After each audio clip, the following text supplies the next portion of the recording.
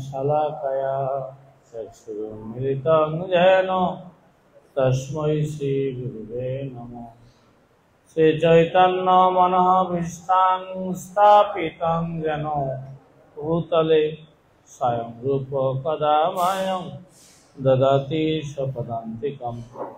वन्देऽहं श्रीगुरुं श्रीयुतपदकमलं श्रीगुरुं वैष्णवांश श्रीरूपं साग्रजातं सहगण रघुनाथान्वितं तं सजीवं साद्वैतं सावधूतं परिजनसहितं कृष्ण चैतन्य देवं राधा कृष्ण पादान् सहगण ललिता श्री विशाखान्वितं च। नमो विष्णुपादाय कृष्णपृष्ठाय भूतले श्रीमते भक्तिवेदान्त स्वामिनिति नामिने। नमस्ते सरस्वती देवी गौरवाणी प्रचारिणे निर्विशेष शून्यवादी पाश्चात्यदेशतारिणे। नमो महावदनाय कृष्ण प्रेम प्रदायते कृष्णाय कृष्ण चैतन्य नाम्ने गौरतीशे नमो नमः। पंचतत्त्वात्मकं कृष्णं भक्तरूपस्वरूपकं भक्तावतारं भक्ताख्यं नमामि भक्तशक्तिकम्। हे कृष्ण करुणा सिन्धु दीनबन्धो जगत्पते गोपेश गोपिका कांत राधाकांत नमस्ते। तप्त कांचन गौरांगी राधे वृंदावनेश्वरी देशभानुसुते देवी प्रणमामि हरिप्रिये। वृंदाई तुलसी देवै प्रियायै केशवस्य च विष्णुभक्ति प्रदेवी सत्यवत्यै नमो नमः। वंशाकल्पतरुभ्यश्च कृपा सिन्धुभ्यैव च पतितानां पावनेभ्यो वैष्णवेभ्यो नमो नमः। जय श्री कृष्ण चैतन्य प्रभु नित्यानंद श्री अद्वैत गदाधर शिवासादि गौरभक्तवृंद। हरे कृष्णा कृष्णा कृष्णा हरे हरे हरे राम राम राम हरे हरे। ओम नमो भगवते वासुदेवाय। ओम नमो भगवते वासुदेवाय। ओम नमो भगवते वासुदेवाय। नारायणं नमस्कृतं नरं चैव नरोत्तमं देवीं सरस्वतीं व्यासं ततो जयो मुदीरयेत्। मुखं करोति वाचालं पङ्गुं लङ्घयते गिरिं यत्कृपातमहं वन्दे श्रीगुरुदीनतारिणां परमानन्दमाधवं श्रीचैतन्येश्वरम्।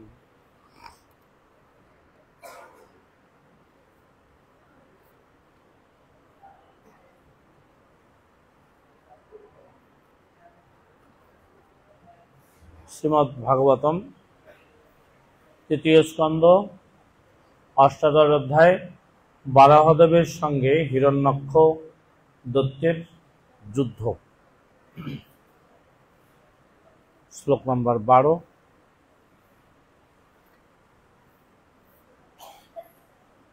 तं पत्रोथानां किलजुथोपाधिप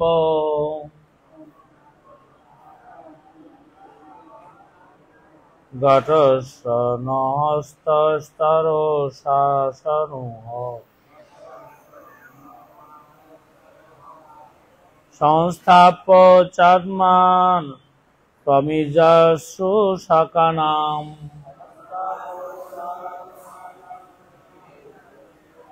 जसां प्रतिज्ञां नाति पिपत्तः सभ्भो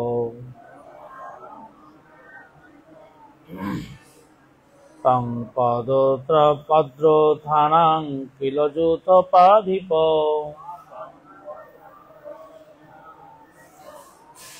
घटस्नहस्तस्तरो शासनुः সংস্থাপ্য চাস্মান প্রমিজাশ্রু সকানাম যশং প্রতিজ্ঞাং নাতি পিপত্ত সভ্য তং পদ্রথানাং কিলযুথোপাধিপ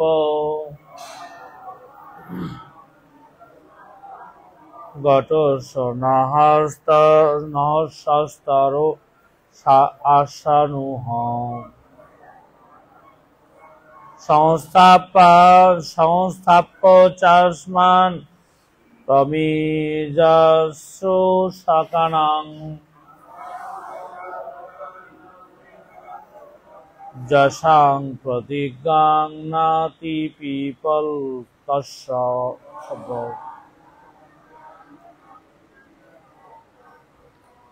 বলুন।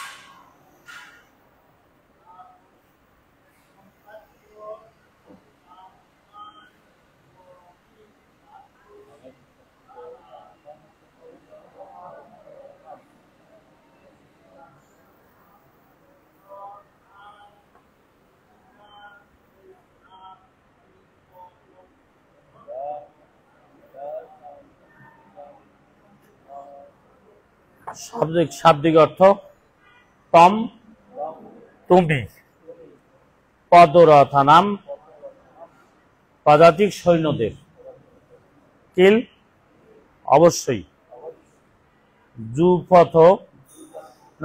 যুথপ দলপতিদের, অধিপ সেনাপতি, ঘটস্য প্রযত্ন করো, ন আমাদের, অশ্বস্তরে পরাজিত করার জন্য, আশু শীঘ্র, অনুহ বিচার না করে, সংস্থাপ্য হত্যা করে, চ এবং, আসমান আমাদের, প্রমিজ মোচন করো, অশ্রু চোখের জল, সকানাম তোর আত্মীয় স্বজনদের, যে, সাম নিজের, প্রতিজ্ঞাম প্রতিশ্রুত বচন, না অতি পিপত্তি পূর্ণ করে, অসভ্য সভায় বসার যোগ্য নয়। অনুবাদ: তুই বহু পদাতিক সৈন্যের সেনাপতি এবং এখন তুই আমাদের পরাভূত করার জন্য শীঘ্রই প্রচেষ্টা করতে পারিস। তোর মূর্খ বাক্যালাপ পরিত্যাগ করে এবং আমাদের হত্যা করে তোর আত্মীয় স্বজনদের অশ্রুমোচন করার চেষ্টা কর। যে গর্ভোদ্যত ব্যক্তি নিজের প্রতিজ্ঞার মর্যাদা রাখতে পারে না, সে সবাই বসার অযোগ্য। শিল প্রভুপাদ কিছু তাৎপর্য কি? জয় শিল প্রভুপাদ কি? একজন দৈত্য মহাযোদ্ধা হতে পারে এবং বিশাল পদাতিক সৈন্যের সেনাপতি হতে পারে, কিন্তু পরমেশ্বর ভগবানের উপস্থিতিতে সে শক্তিহীন এবং তার মৃত্যু অবসম্ভাবী। তাই ভগবান দৈত্যটিকে আহ্বান করছিলেন সে যেন পালিয়ে না গিয়ে তাকে হত্যা করার প্রতিজ্ঞা পূর্ণ করে। তা মূলত এই শ্লোকটিতে ভগবান একদিক থেকে হিরণ্যক্ষকে উত্তেজিত করার জন্য চেষ্টা করছেন, আবার আরেকদিক থেকে তার ক্রোধ বৃদ্ধির জন্য প্রচেষ্টা করছেন। তবে কোন কথাগুলো বলে? আসলে মূলত তার পূর্ব প্রতিজ্ঞার কথাটাকে স্মরণ করিয়ে দেওয়ার জন্য এবং সে কেন এই সম্মুখে এসেছে সে ব্যাপারটাকে স্মরণ করিয়ে দেওয়ার জন্য। তাহলে পূর্ব প্রতিজ্ঞা ছিল যে সে ভগবানকে সে হত্যা করে তার আত্মীয় স্বজন তাদের সন্তুষ্টি বিধান করবে এবং তাদের চোখের জল মুছিয়ে দিবে। এটা ছিল তার মানে পূর্বের প্রতিজ্ঞা। তোর আত্মীয় স্বজনদের অশ্রুমোচন করার চেষ্টা কর।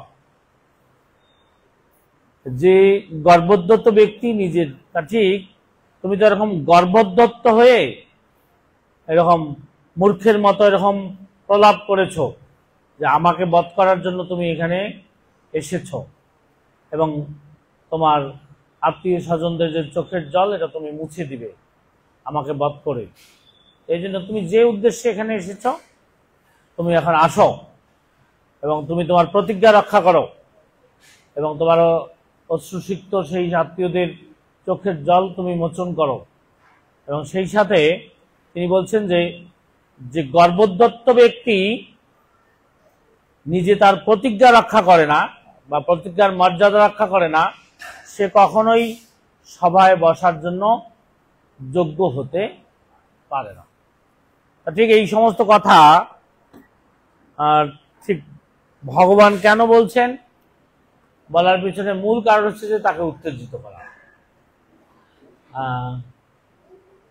বিষয় হচ্ছে কি যে ভগবান যেহেতু একদিক থেকে হিরণ্যক্ষের সাথে তিনি বীর রস আস্বাদন করার জন্য একদিক থেকে ধৈত্রীকে উদ্ধার করার জন্য আর একদিক থেকে তিনি বীর রস আস্বাদন করার জন্য এখানে আবির্ভূত হয়েছে। এখন যদি সেই রসটা যদি আস্বাদন করতে হয় তাহলে তাকে যদি উত্তেজিত না করে তাহলে তো যুদ্ধটা শুরু হতে পারে না। এ কারণে এইরকম তুচ্ছ তাচ্ছিল্য করে ভগবান ঠিক এই হিরণ্যক্ষকে এরকম উত্তেজিত করার জন্য চেষ্টা করছে যাতে সে সমরের জন্য যুদ্ধের জন্য এগিয়ে আসে। তা মূলত এখানে একটা বিষয় বোঝা দরকার যে আদৌ ভগবানের কাছে কেউ শত্রুও না এবং কেউ তার মিত্র না। ভগবানের কাছে সকলেই প্রিয়জন বা সকলেই তার নিজজন, কিন্তু তবুও তাকে এরকম উত্তেজিত করার পিছনে কারণ কি বা ঠিক যে ঘটনার ক্রম আমরা ধীরে ধীরে দেখতেছি ভাগবতমে যে তাতে হিরণ্যক্ষের সাথে তার এক ধরনের প্রবল শত্রুতা উৎপন্ন হয়েছে। ঠিক মূল জিনিসটা কি? এটা হচ্ছে একটা নাটকের মতো। যেমন কোনো একটা বন্ধু বান্ধবের মধ্যে টিম ঠিক সহপাঠী বা বন্ধু বান্ধবদের মধ্যে তারা যদি কোনো একটা নাটক মঞ্চস্থ করতে চায় তাহলে কি করবে? ঠিক যাকে দেখতে নায়কের মতো হবে, তার স্বভাব আচরণ, তারপরে তার কথাবার্তা, তাকে নায়ক বানানো হবে। তারপরে কি যার আসরিক ভাব আছে, আকৃতিটা ওই রকম, তাকে কি করবে? একটা ভিলেনের অভিনয় দিবে।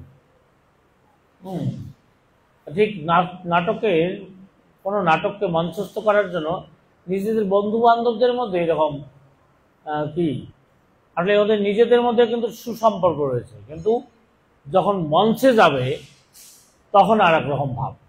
ঠিক গ্রিন রুমে আসবে তখন একরকম, আবার যখন মঞ্চে যাবে তখন আর রকম। ওখানে তর্জন গর্জন, এটা মারামারি, বিভিন্ন ধরনের বাক্যালাপ, বিশ্রী বিশ্রী ভাষায় গালিগালাজ করবে, এরকম। ঠিক এরকম আর কি, যে ভগবান যেহেতু এখানে এক ধরনের নাটক করছেন, যে সেখানে ভগবানের ভাষা এরকম হতে পারে, তীব্র তীব্র মানে ঠিক কুকথা, বাজে কথা, যে যে শব্দ চয়ন করছেন এটা সাধারণ মানুষের মধ্যে হতে পারে, কিন্তু ভগবান এরকম বাজে শব্দ উচ্চারণ করতে পারে অন্যের ক্রোধ বৃদ্ধির জন্য, তাকে উত্তেজিত করার জন্য। মূলত এটা হচ্ছে একটা নাটক। নাটকের মধ্যে তো অবশ্যই সেখানে যদি গ্রিন রুমে যে ভাব, এটা যদি মঞ্চে এরকম ভাব দেখানো হয় তাহলে নাটক জমে উঠবে না। সেখানে ভিলেনের সাথে যদি নায়কের এরকম খুব বড় ধরনের উত্তেজনা তৈরি হয় তাহলে মানুষ এটা উপভোগ করে। ঠিক ভগবান এখানে একদিক থেকে এ কারণে যেহেতু নাটক, ওনাকেও নাটকটা ঠিক মতো করতে হবে, এই জন্য বাজে বাজে শব্দ উনি উচ্চারণ করছেন।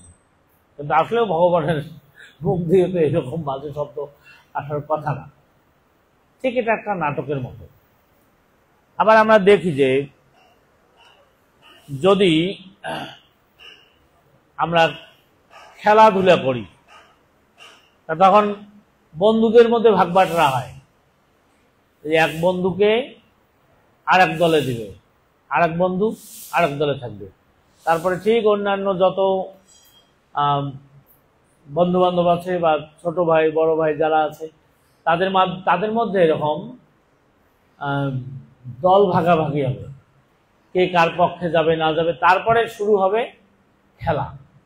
যখন খেলা শুরু হবে তখন কি একজন আরেকজনের সাথে কি বন্ধুর মতো আচরণ করবে না প্রতিপক্ষের মতো আচরণ করবে? কোনটা? হ্যাঁ, তাকে জিততেই হবে। ফুটবল যখন খেলা হবে তখন এক লাঠি মারবে, তারপর ধাক্কা মারতে চাইবে, কখনো কখনো তার কাছ থেকে বল কেড়ে নেবে, নিয়ে আরেকজনকে দিবে।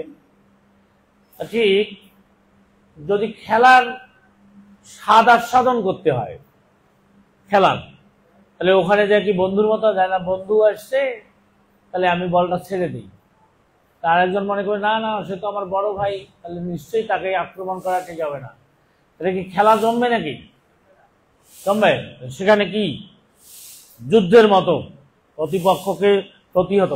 ঠিক যত ভিলেন আর নায়কের মধ্যে এরকম যত কঠোর বাক্যবান বিনিময় হবে, তারপরে খুব বড় ধরনের যুদ্ধ হবে, তখন নাটকটাও যেমন জমে উঠবে, খেলাটাও এরকম। পক্ষ প্রতিপক্ষ যদি খুব বেশি হাড্ডাহাড্ডির লড়াই না হয় তাহলে এটা উপভোগ্য হবে না। ঠিক ভগবান এখানে এ কারণেই প্রথমে এরকম বাক্য, এই মূর্খ কি করছিস, আয় দেখি, কেন ওখানে তাকিয়ে তাকিয়ে তুই যে প্রতিজ্ঞা করেছিস, আয় দেখ।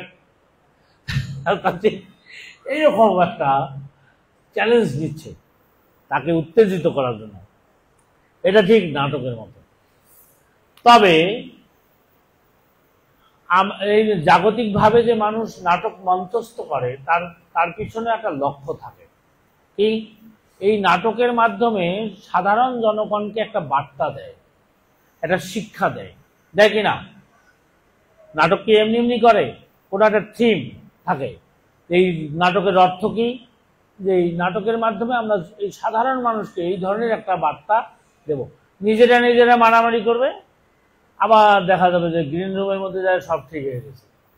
আর সাধারণ মানুষকে এক ধরনের একটা বার্তা দেবে। ভগবান এই জগতে যে অবতীর্ণ হন, তা ঠিক অবতীর্ণ হয়ে তিনি এই ধরনের কিছু লীলা করেন। এই নাটকটা হচ্ছে আসলেও এমনি জাগতিকভাবে যেটা করা হয় তাকে বলা হয় লীলা, হয় না নাটক। কিন্তু ভগবান যখন এটা করেন তখন কি? এটা হলো লীলা। লীলা মানে কি? লীলা হচ্ছে, লীলা আর নাটকের মধ্যে পার্থক্য আছে, এটা দুইটা বোঝা দরকার।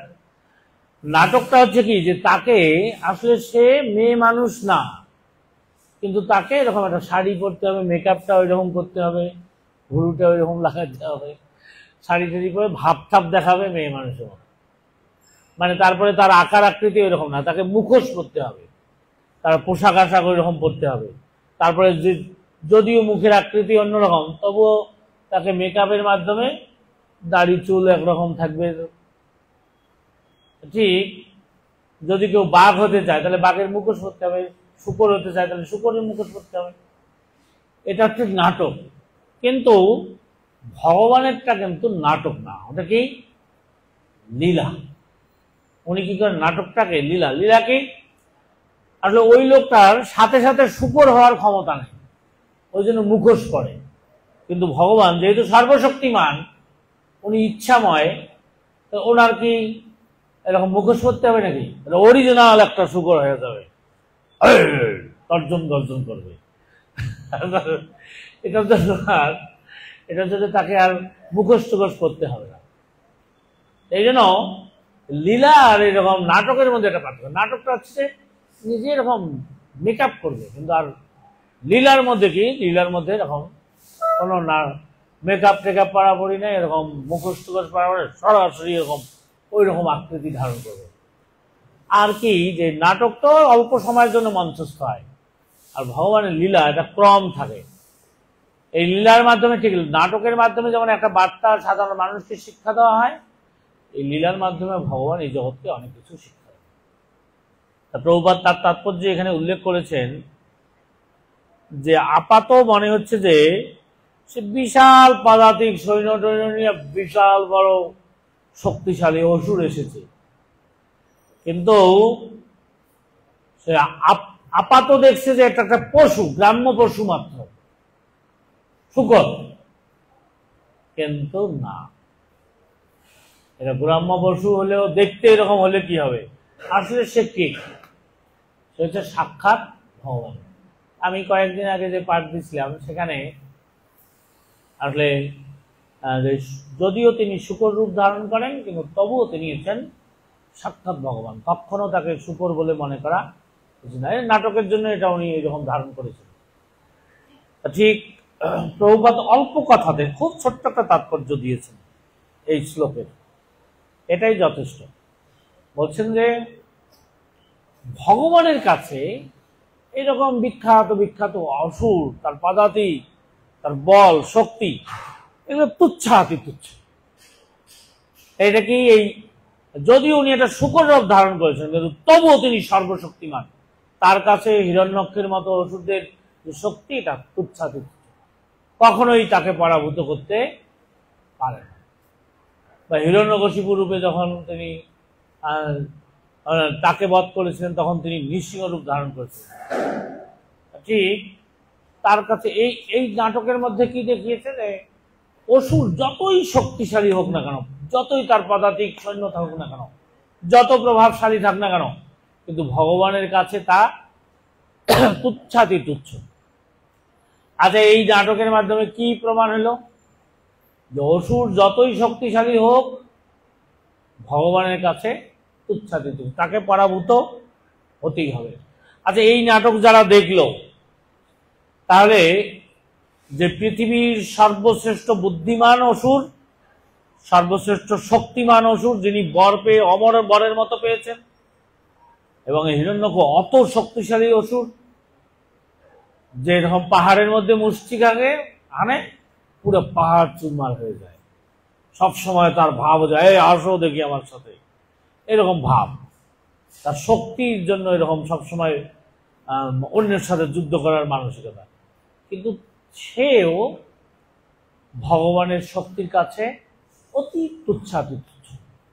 তা ঠিক এখানে এই নাটকের মাধ্যমে কি বার্তাটা কি যাচ্ছে? সাধারণ মানুষ যদি এটা দেখে, এটা কি মনে হবে? কখনোই আর ভগবানের সাথে শত্রুতা করার দুঃসাহস দেখাবে না, ভগবানের সাথে কখনো চ্যালেঞ্জ নিতে যাবে না, এটা কখনোই করতে যাবে না। তাহলে তাকে পরাভূত হতে হবে। তাহলে অত বিখ্যাত অসুরকে কেন প্রতিপক্ষ করে এরকম যুদ্ধটা করেছে? তোমরা তোমরা যে অসুর, তোমরা কত বড় হিরণ্যকশিপুর মতো নাকি? হিরণ্যকশিপুর মতো না, তোমরা তো তুচ্ছ তুচ্ছ অসুর। তোমাদের যে বড় লিডার, বিগ লিডার, এটা পর্যন্ত আমার সাথে চ্যালেঞ্জ নিতে এসে তার কি অবস্থা হয়েছে। তাহলে কি হবে যে এই নাটকের মাধ্যমে বার্তাটা যাবে যে অন্য যত ছোট মোটো আসরিক প্রবৃত্তি সম্পন্ন অসুর আছে সব ওই লীলা দেখেই এমনি তার সংশোধন হয়ে যাবে। তাহলে এটা এই ধরনের একটা চ্যালেঞ্জ নেওয়া ভগবানের দরকার ছিল কিনা এখানে। যেমন চৈতন্য মহাপ্রভু রূপে এসে মহাপ্রভু যেহেতু তিনি বলেছেন আপনি করিমু ভক্তি ভাব অঙ্গীকারে, আপনি করিমু ভক্তি শিখাইমু সবারে, আপনি না করলে ভক্তি শিখানো না যায়, এই তো সিদ্ধান্ত গীতা ভাগবতে গায়। তা উনি ভক্ত ভাব অঙ্গীকার করে ভক্তি প্রচার করবেন, কিন্তু ভক্তির প্রতিকূল পরিবেশ কি ছিল তখনও এক ধরনের আসরিক প্রবৃত্তি সম্পর্কে কি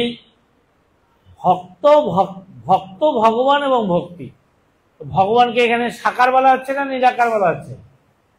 ভগবান হচ্ছে সাকার, আর ভক্ত সেই ভগবানের সেবা করতে চায়।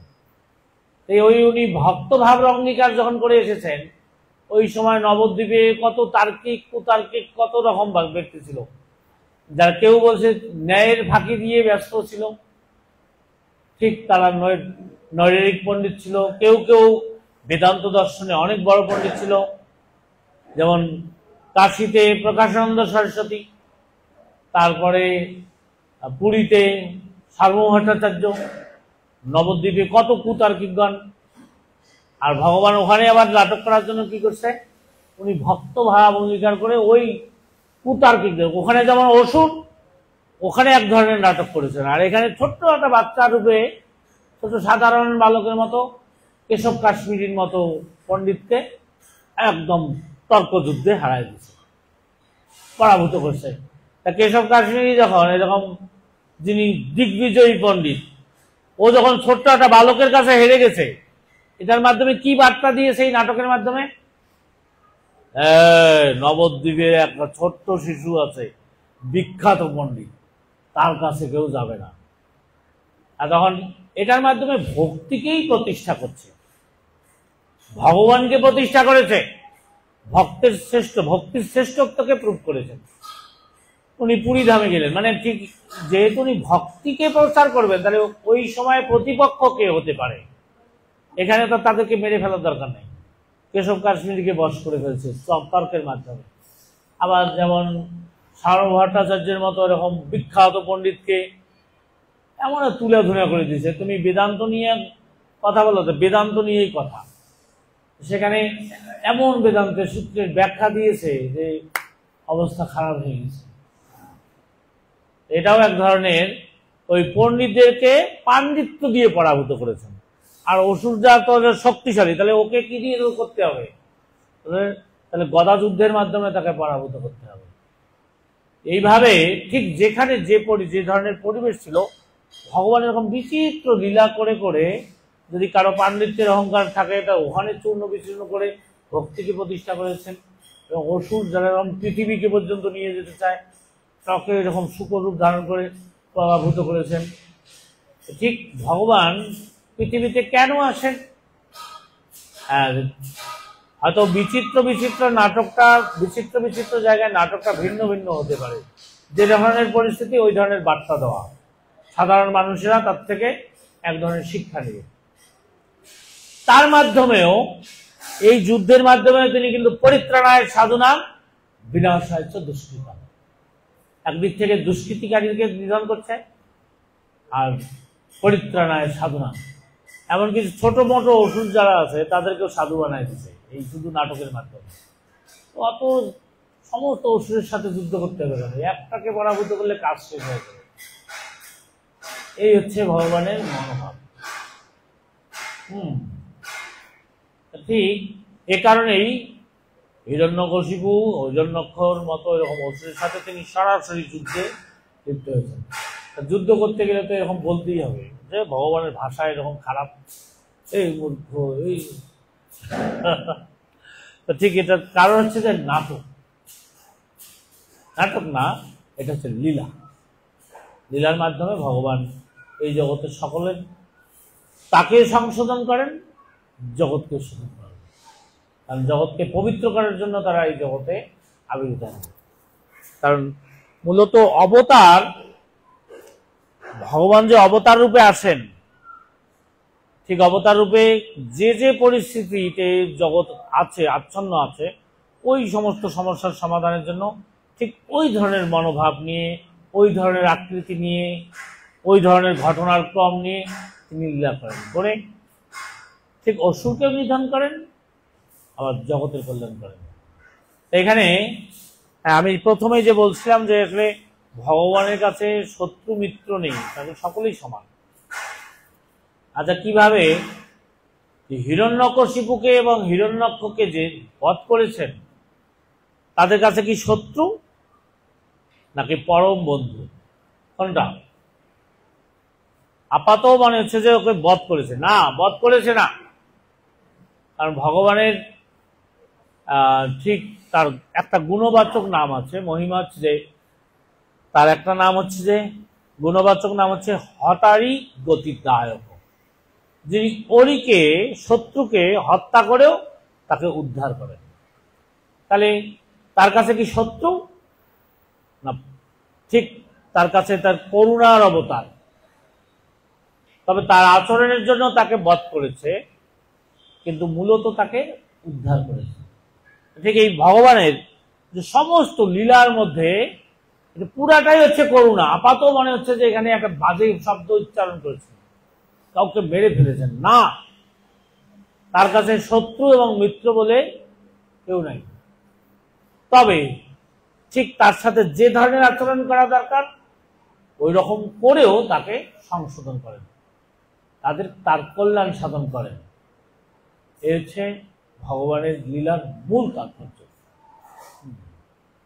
তিনি কখনোই এরকম কারো প্রতি এরকম হিংসাপরায়ণ হয়ে, ঈর্ষাপরায়ণ হয়ে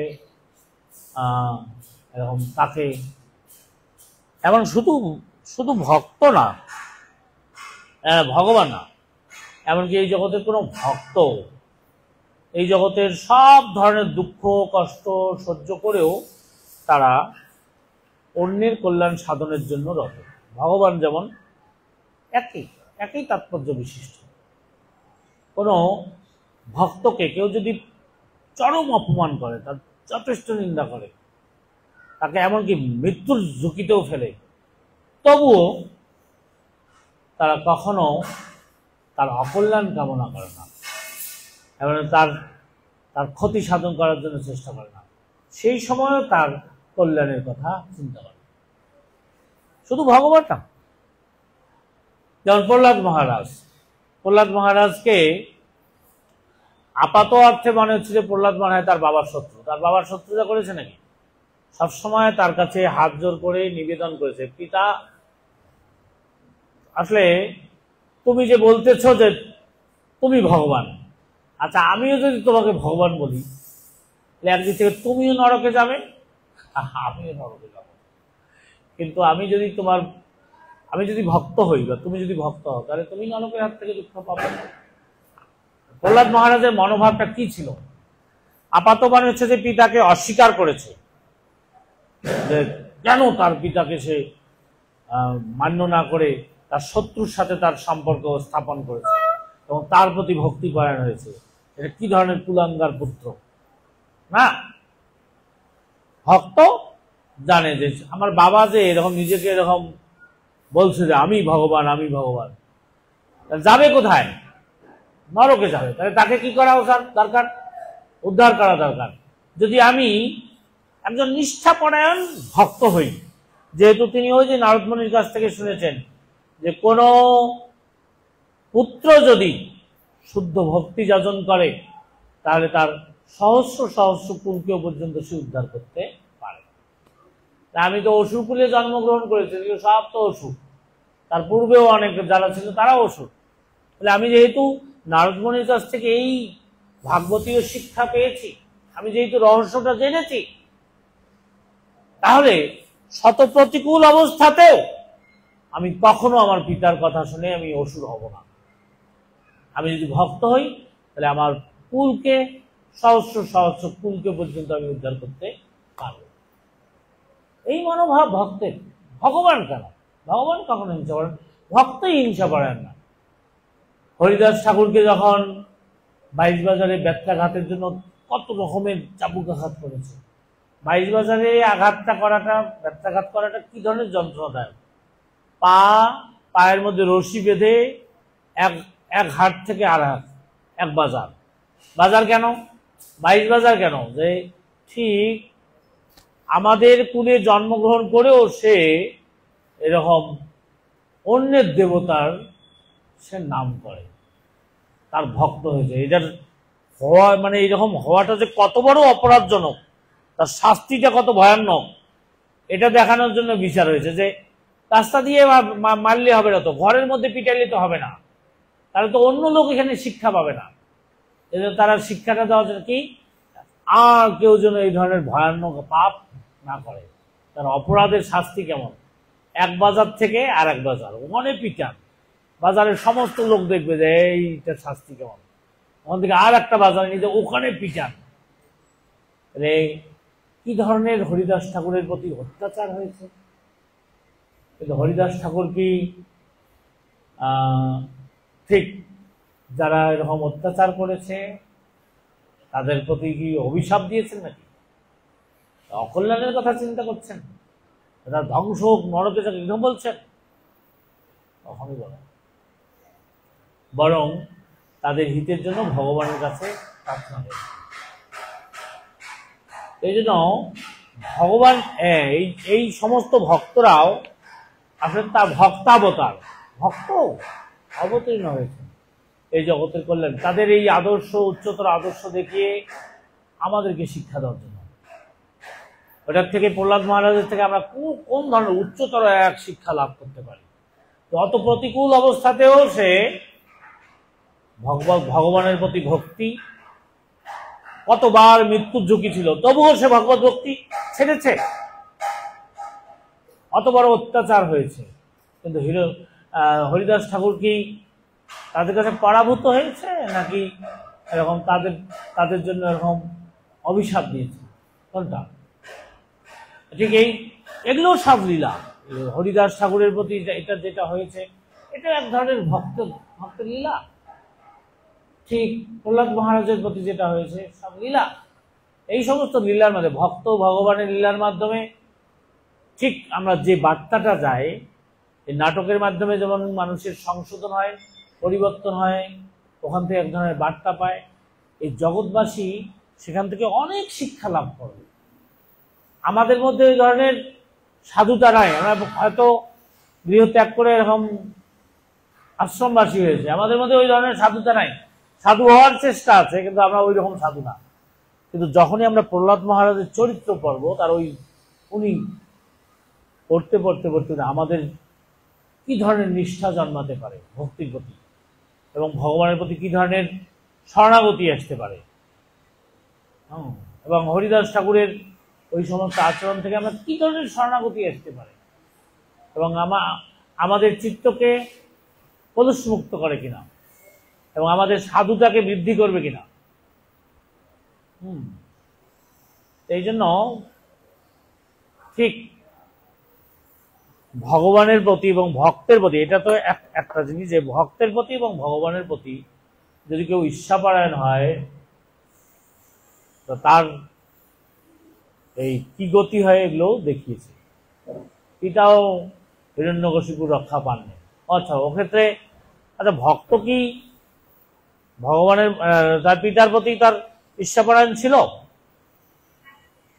হ্যাঁ, কিন্তু এখানে দেখেন ভগবান আবার আর একটা লীলার মাধ্যমে আর একটা জিনিস দেখিয়েছে যে ভগবানের প্রতি যদি ঈর্ষাপরায়ণ হয় তবুও ভগবান সহ্য করেন, কিন্তু ভক্তের প্রতি যদি ঈর্ষাপরায়ণ হয় তাহলে ভগবান সহ্য করেন না।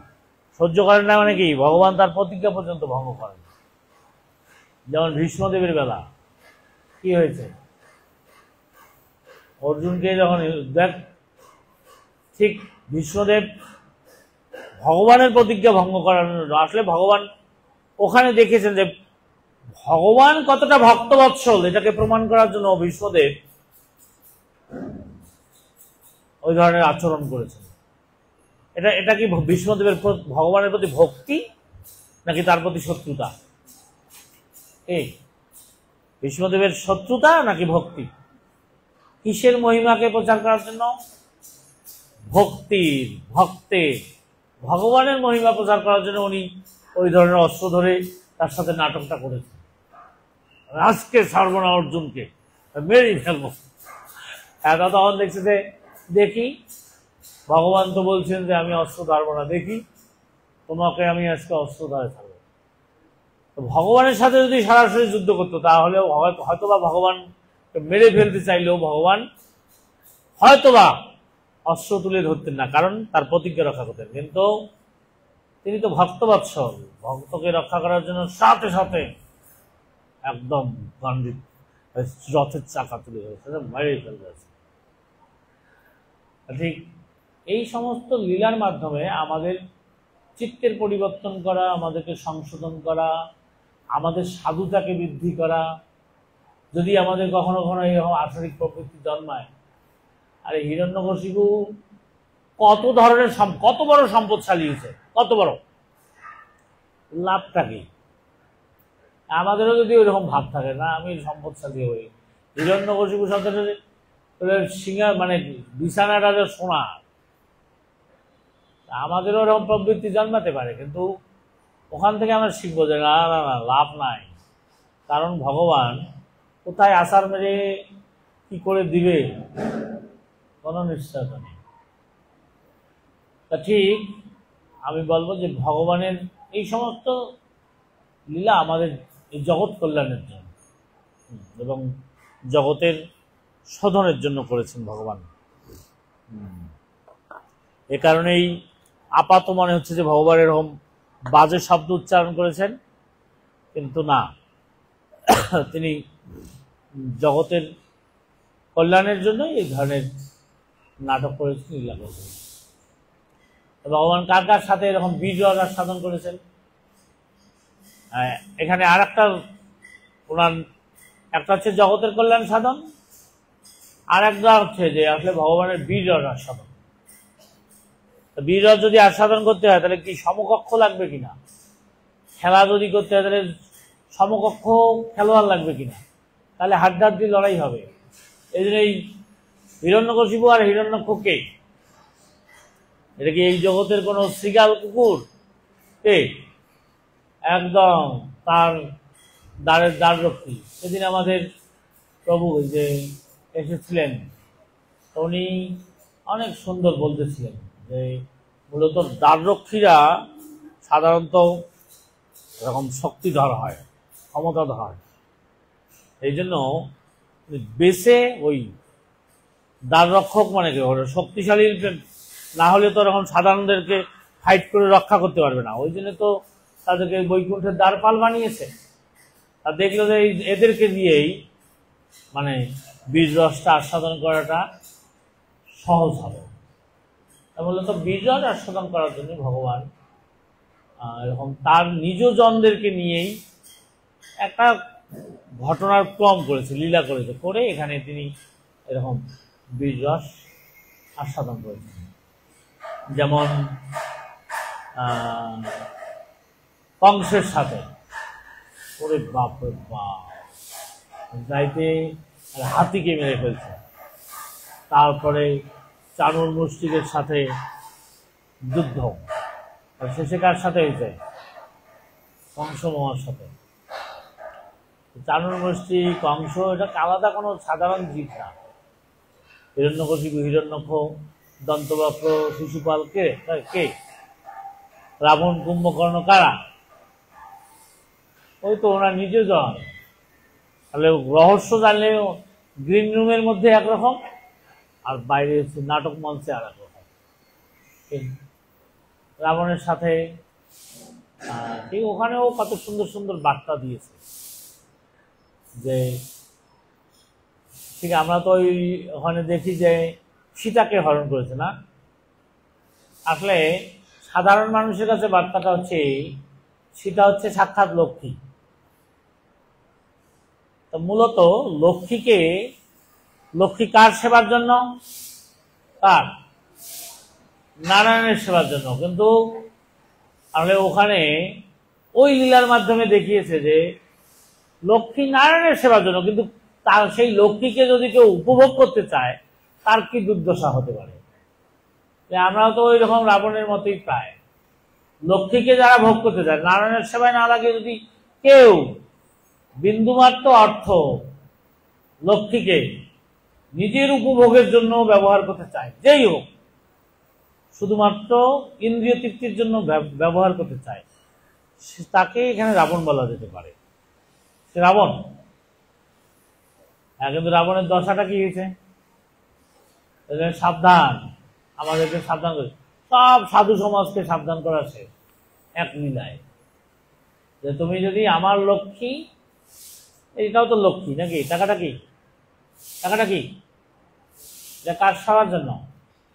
সাধুদেরকেই সব থেকে বড় বেশি শাসন করতেছে। দেখো, এটা কাজ সেবার জন্য। আর তুমি যদি নিজে ভোগ করতে চাও, এটা কিন্তু তুমি কিন্তু ওই যে আপাতত দেখা যাচ্ছে সাধু, কিন্তু তুমি কিন্তু রাবণ। রাবণকে কিন্তু আমি কোনো ক্রমে কোনো ছাড় দিইনি, তাহলে তোমাকেও ছাড় দেওয়া হবে না। এই সমস্ত লীলার মাধ্যমে আমাদেরকে সাধু বানাতে চায়। এই সমস্ত লীলা আপাত হচ্ছে রাবণকে মেরেছে, কিন্তু না, সাধু সমাজকে সুরক্ষা দিতে চায়। আপাত মানে হচ্ছে যে হিরণ্যক্ষকে মেরেছে, না, এটার মাধ্যমে সাধু সমাজকে শিক্ষা দিতে। এ কারণেই তো ওই যে সাধুরা, প্রভুপাদ যে বলছেন প্রতিদিন ভাগবত পাঠ শুনতে হবে। কেন? কারণ এটার মাধ্যমে আমরা ঠিক আমাদের মধ্যে যদি এরকম আসরিক প্রবৃত্তি থাকে, যদি রাবণের মতো ভাব থাকে যে লক্ষ্মীকে ভোগ করব, তাহলেও যাতে এটা শুনতে শুনতে শুনতে সংশোধিত হয়। এই জন্য আরো উচ্চতর শিক্ষা আছে। রঘুনাথ দাস গোস্বামীপাদ তার মনশিক্ষায় কাম, ক্রোধ, লোভ এগুলো খুব সাধারণ শত্রু। ওটাও আসরিক প্রবৃত্তি, কিন্তু খুব সাধারণ। কিন্তু সূক্ষ্মাতি সূক্ষ্মভাবে সব থেকে বড় আসরিক প্রবৃত্তি হচ্ছে মদ এবং মাৎসর্য। মদ এবং মানে ঠিক বিভিন্ন ধরনের গর্বে গর্বিত, যে পাণ্ডিত্যের অহংকার, বিদ্যার অহংকার, বংশের অহংকার, সৌন্দর্যের অহংকার, তারপরে হচ্ছে সৌন্দর্যের অহংকার, ধনমত, জনমত, বিদ্যামত, তারপরে সম্পদের অহংকার। এই সমস্ত অহংকার যদি আমাদের মধ্যে থাকে, বিন্দুমাত্র থাকে, এটাও আসরিক গুণাবলী। তার মধ্যে ভিতরের মধ্যে তো ওই জিনিসটা থাকে মানে গো। আর যদি মাৎসর্য থাকে, এমনকি এই ভাগবত যদি আমরা পড়ি, তাহলে আমাদেরকে একদিক থেকে তাহলে ভাগবতমের শ্রোতা কারা? নির্মৎসরানাম শতাম, নির্মৎসর হতে হবে। তাহলে ভাগবতের লক্ষ্যটা হচ্ছে, এখানে যত নাটক ফাটক আছে, যত লীলা আছে, তার মূল উদ্দেশ্য হচ্ছে আমাদেরকে নির্মৎসর হতে হবে, ভক্ত হতে হবে। আর ভক্ত আর ভোক্তা, ভক্তি আর ভক্তি প্রায় সেম শব্দ, ভ দিয়ে তো শুরু। ভক্তি আর ভক্তির মধ্যে আকাশ পাতাল ব্যবধান। ভক্তি এটা কৃষ্ণের প্রীতি সাধন করার জন্য, আর ভক্তি নিজের প্রীতি সাধন করার জন্য। ঠিক এই ভক্তি, ভোগ করার যে প্রবৃত্তি, এটা পুরাটাই আসরিক প্রবৃত্তি, সেই অসুর, পুরাটাই আসরিক প্রবৃত্তি।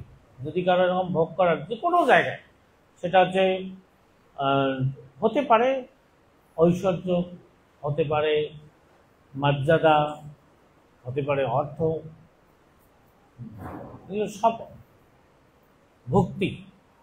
ঠিক আছে, যখন ভক্তি হবে তখন সে অসুর, আর তার বিপরীতে হচ্ছে ভক্তি। এই জন্য